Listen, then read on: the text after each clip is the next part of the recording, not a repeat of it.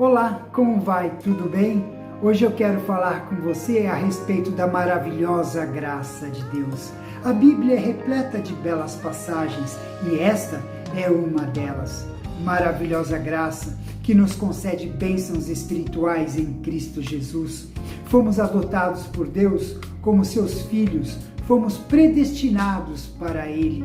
Pertencemos a Deus, fomos comprados e resgatados por um alto preço, pelo sangue de Cristo derramado na cruz. Somos herdeiros de todas as suas promessas, conforme o seu propósito. E como podemos ter certeza de tudo isso? O Espírito Santo de Deus é a garantia da nossa herança. Bendito o Deus e Pai de nosso Senhor Jesus Cristo, que nos tem abençoado com toda sorte de bênçãos espirituais nas regiões celestiais em Cristo. Assim como nos escolheu nele antes da fundação do mundo, para sermos santos e irrepreensíveis perante ele, e em amor nos predestinou para ele, para a adoção de filhos, por meio de Jesus Cristo, segundo o beneplácito de sua vontade, para louvor da glória de sua graça, que ele nos concedeu gratuitamente no amado, no qual temos a redenção pelo seu sangue, a remissão dos pecados, segundo a riqueza da sua graça, que Deus derramou abundantemente sobre nós em toda a sabedoria e prudência, desvendando-nos o mistério da sua vontade. Segundo o beneplácito que propusera em Cristo, de fazer convergir nele, na dispensação da plenitude dos tempos, todas as coisas, tanto as do céu como as da terra, nele, digo, no qual fomos também feito herança, predestinados segundo o propósito daquele que faz todas as coisas conforme o conselho da sua vontade, a fim de sermos para louvor da sua glória, nós, os que de antemão esperamos em Cristo, em quem também vós, depois de ouvirdes a palavra da verdade, o evangelho da vossa salvação, tendo nele também crido, fostes selados com o Espírito Santo da promessa, o qual é o penhor da nossa herança, até o resgate da sua propriedade, em louvor da sua glória. Não há ordem predeterminada na enumeração das bênçãos. A contemplação de uma leva naturalmente à seguinte: eleição já no princípio, filiação por adoção, redenção, que significa perdão, percepção dentro do propósito de Deus, propósito que a tudo abrange, o privilégio de se tornarem seu povo, e o selo do Espírito Santo, que é o penhor da herança final. 3 linhas de pensamento permeiam esta grande doxologia. Primeiro, de eternidade a eternidade. Deus opera todas as coisas de acordo com o seu plano perfeito. Toda a história, todos os jovens, tudo o que existe no céu e na terra estão incluídos no seu propósito. Segundo, tal propósito é cumprido em Cristo e, portanto, cada bênção concedida aos homens encontra-se nele. Terceiro, com relação aos homens, seu alvo é bem prático, que eles sejam para louvor da sua glória. No Novo Testamento, a palavra bendito é usada somente com referências a Deus. Só Ele é digno de ser bendito. Os homens são benditos quando recebem suas bênçãos. Deus é bendito quando é louvado por tudo o que gratuitamente confere ao homem e ao seu mundo. Acima de tudo é bendito como o Deus e Pai de nosso Senhor Jesus Cristo, pois Ele nos é revelado supremamente através de Cristo, que como Filho é a imagem perfeita do Pai. Nesta epístola, fala que Cristo está exaltado para estar nos lugares celestiais. A sabedoria está sendo dada a conhecer aos principados e potestades nos lugares celestiais, na esfera do conflito espiritual contra as forças do mal. A passagem fala também dos cristãos, como tendo sido ressurretos e feitos para assentar nos lugares celestiais em Cristo Jesus. Suas vidas estão erguidas acima das coisas passageiras. Estão no mundo, mas também no céu, pois não são limitadas pelas coisas materiais que se dissipam. O propósito de Deus é apresentado não como sendo desta terra, mas do céu, pelo fato de que já existia antes da fundação do mundo. Eleição, tal como fala Calvino, é o fundamento e a primeira causa de todas as bênçãos. Essa doutrina da eleição ou predestinação não é levada como um assunto de controvérsia ou especulação. Envolve um paradoxo que no Novo Testamento não procura resolver e que nossas mentes finitas não podem compreender em sua profundidade. O cristão necessita perceber que sua fé descansa completamente sobre a obra de Deus e não sobre um fundamento inseguro de qualquer coisa que se encontre em si mesma. Tudo é trabalho do Senhor, de acordo com o seu plano, um plano que existe antes da fundação do mundo. Eleição não é apenas para a salvação, mas para a santidade de vida. Os cristãos foram predestinados para serem conforme a imagem de seu Filho. O objetivo e o alvo da vida cristã é, portanto, a perfeita santidade, que é expressa em seu aspecto positivo como dedicação na vida, e negativamente como a possibilidade de livrar-se de todo erro. Cristo a si mesmo se ofereceu moral e espiritualmente sem mácula a Deus. A vida do cristão também deve ser sem mácula, não apenas de acordo com os padrões humanos, mas também perante Deus, o qual é testemunha de tudo o que um homem faz, pensa e diz. Ele nos predestinou em amor para sermos seus filhos. O contexto leva a crer que a ideia do autor é de que santidade de vida somente é perfeita em amor e através dele. Predestinação significa literalmente marcados de antemão. É apenas uma outra palavra que expressa o fato de que o plano de Deus para o seu povo vem desde a eternidade. Tal plano é o ato divino de adoção de filhos por meio de Jesus Cristo. Os homens foram criados para viverem em comunhão com Deus como filhos com o seu Pai. Pelo pecado, o privilégio se perdeu, mas pela graça de Cristo, através dele, a restauração, a filiação se tornou possível. A posição de filho adotado deve a sua posição à graça e não ao direito. E ainda mais, é trazido ao seio da família, passando a ter os mesmos privilégios e deveres de um filho legítimo. O que Deus fez foi segundo o beneplácito de sua vontade. Ambas as expressões falam aqui do seu propósito e do seu amor soberano. A glória de Deus é a manifestação de sua própria natureza e a graça é a sua suprema auto-manifestação.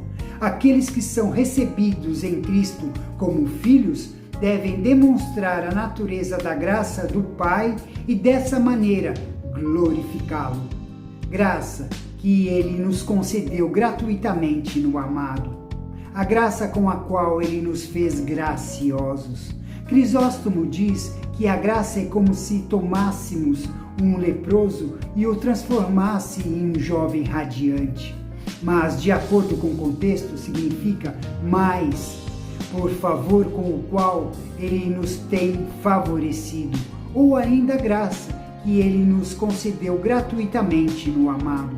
O que se tem em mente é a graça objetiva de Deus, por favor imerecido de Deus para conosco, mais do que qualquer virtude que possamos receber. Isso se dá em Cristo, que é o amado. Essa expressão, o amado, também foi usada para Israel e dessa forma veio a ser usada como título do maior representante de Israel, o Messias. Filho do seu amor, que podemos dizer?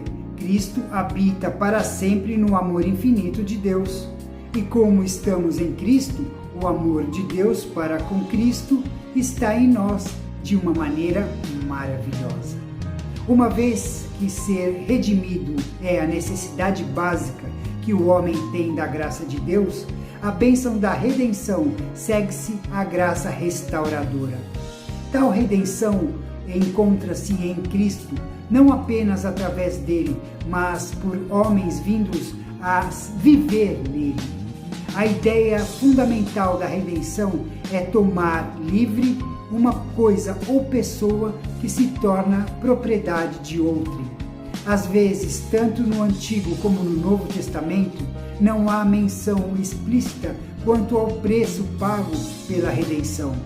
E a palavra possui tão apenas o sentido básico de soltura. Mas a mente de Paulo frequentemente se ocupava muito da ideia de redenção a um preço altíssimo. Em inúmeras passagens do Novo Testamento, essa ideia está obviamente presente. No caso da Páscoa, a redenção do povo estava associada a um sacrifício. Entretanto, o objetivo básico da maioria dos antigos sacrifícios era lançar fora o pecado. Estava profundamente arraigado na mentalidade do povo o fato de que o pecado não podia ser facilmente posto de lado. O pecado requeria sacrifício. Sem derramamento de sangue, não há remissão. Cristo satisfez a necessidade que estava patente em todo o sistema de sacrifício do Antigo Testamento. Sua morte significa que houve derramamento de sangue, como sacrifício pelo pecado. E muito também pode ser descrito em termos de derrota ao pecado, que tem como consequência o homem libertar-se de sua escravidão. O sacrifício, desta maneira, é o meio de redenção e é a remissão dos pecados. O pecado implica em escravidão da mente, vontade e membros, ao passo que a remissão é liberdade, o que quer dizer a soltura de uma pessoa ou algo que a prendia. Paulo diz que essa remissão e perdão ocorre segundo a riqueza da sua graça, graça que está além de qualquer bem terreno. Por 6 vezes o apóstolo fala nesta carta das riquezas de Deus reveladas e acessíveis ao homem, da riqueza da sua graça, da sua misericórdia, da sua glória. Deus não só compartilha conosco a sua riqueza, mas nos dá segundo a medida que Ele tem como necessária. É na expressão em toda sabedoria e prudência que encontramos a quarta das grandes bênçãos que o apóstolo enumera. Deus não apenas recebe e perdoa aqueles que Ele reconciliou consigo mesmo, Ele também ilumina com a compreensão do seu propósito. Veremos agora a distinção entre sabedoria e prudência. Embora nem sempre ocorra essa distinção, talvez seja correto distinguir nesta passagem. Sabedoria, que podemos definir como o conhecimento que olha para o coração das coisas e as conhece tal como realmente são. E prudência, que podemos dizer compreensão que leva a agir corretamente. Pois para Paulo o ministério essencial era a maneira pela qual Deus, por meio de Cristo, traz os homens de volta à comunhão consigo mesmo. E mais do que isso, é a maneira pela qual ele traz a uma unidade restaurada o universo inteiro, que se tornará desordenado devido à rebelião e o pecado do homem. Pois a igreja é a casa de Deus. Jesus Cristo é o principal mordomo e sobre ele, seus ministros são chamados a servir como mordomos também.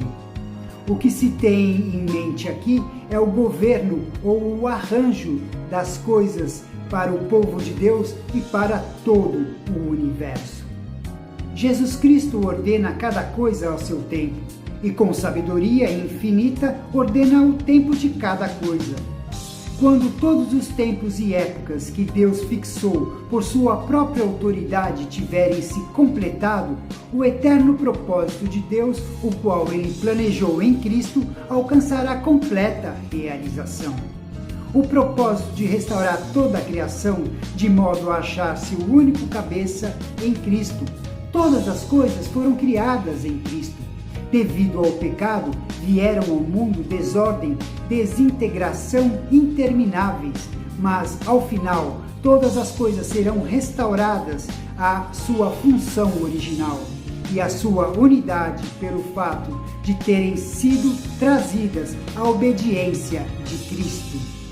Existe apenas um que pode reconciliar e unificar todas as coisas, e Ele o fará. Agora, no mundo dividido por barreiras de raça, cor, cultura, sistema político, a tarefa da igreja, qual seja, de trazer todas as coisas e todos os homens ao cativeiro de obediência a Cristo e a sua descoberta de suas verdadeiras funções e unidade nele. O plano divino para a redenção do homem começou com os judeus, sendo predestinado segundo o propósito daquele que faz todas as coisas conforme o conselho da sua vontade. Eles foram marcados de antemão para participarem do seu propósito. Tal propósito não é plano ou projeto da história, os quais se concretizam ao sabor das circunstâncias à medida que se passam anos ou séculos. Não, esse propósito parte de um Deus pessoal que está ativo no mundo operando sua própria vontade, em sabedoria e graça. O apóstolo diz que o objetivo desse plano para os judeus era que eles deveriam servir para louvor da sua glória. Os gentios passaram a participar do propósito de Deus porque vieram a conhecer Jesus como Cristo, e esse conhecimento transformador é descrito de duas formas. Primeiro, é a palavra da verdade, ou seja, a palavra que lhes trouxe ao conhecimento da realidade última, a revelação de Deus em seu Filho. Segundo lugar, aquela verdade é o Evangelho ou as boas novas, não apenas por ser revelação, mas também por ser mensagem de amor, misericórdia e salvação de Deus para homens pecadores. Ouvir essa palavra é de importância vital, porque só pelo ouvir é que se chega ao conhecimento da verdade do Evangelho. Ouvir é coisa vã, a menos que conduza à fé, o único instrumento da parte humana pelo qual as bênçãos de Deus podem ser recebidas. No mundo antigo, o selo representava o símbolo pessoal do proprietário ou do remetente de uma coisa importante, e por isso, tal como uma carta, definiria o que era verdadeiro do que era espúrio. Era também a garantia de que o objeto selado havia sido transportado intacto. O Espírito Santo é o selo do cristão. A experiência do Espírito Santo na vida é para o cristão prova cabal e também uma demonstração para os outros da genuinidade do objeto de sua fé, além da segurança interior proporcionada pela convicção de pertencer a Deus como filho. O batismo tornou-se conhecido como o selo do Espírito. De fato, é um sinal exterior e visível da obra interior de Deus, sinal que é dado ao crente. Mas aqui está bem claro que a presença do Espírito Santo é o selo, que mostra que somos propriedades de Deus. O Espírito na vida do crente é o sinal inegável da obra de Deus nele e para ele. O Espírito constitui também o meio pelo qual o cristão pode ser guardado intacto até o dia do Senhor. Num negócio entre duas partes, o penhor era o pagamento parcial que dava a certeza que o pagamento total seria feito. Com o sentido de garantia, e significativamente a mesma palavra é usada no grego moderno, para considerar o anel de noivado, ou seja, de compromisso. A experiência que o cristão tem do Espírito é presentemente uma antecipação e uma garantia daquilo que será seu quando entrar na posse plena da herança legada por Deus, onde o penhor também está ligado à ideia de selo, até o resgate da sua propriedade. Tem sido traduzido às vezes até a obtenção plena de nossa possessão divina. O resgate é a libertação de escravos do pecado para se tornarem povo de Deus. Tal resgate é facilmente alcançado agora, mas no fim o será totalmente Nesta ocasião, Deus tirará das mãos estranhas aquilo que é seu. E o que quer resgatar é o seu povo exclusivo. Em qualquer outro caso, esta grande doxologia termina com o pensamento da possessão plena de tudo que Deus planejou para os homens, tanto os judeus como os gentios, e isso como tudo o que tem sido dado aos homens em cada estágio da revelação do propósito de Deus, em louvor da sua glória. A maior bênção espiritual que um crente pode receber da parte de Deus é ser predestinado para Ele e receber a adoção de filhos, onde fomos comprados por preço de sangue e passamos a ser herdeiros da vida eterna, conforme os seus propósitos. E a garantia de tudo isso é o Espírito Santo que habita em nosso interior. Louvado seja Deus por tão grande benefício, o qual nos agraciou. Bem, vou ficando por aqui, encontro você no nosso próximo vídeo. Até lá!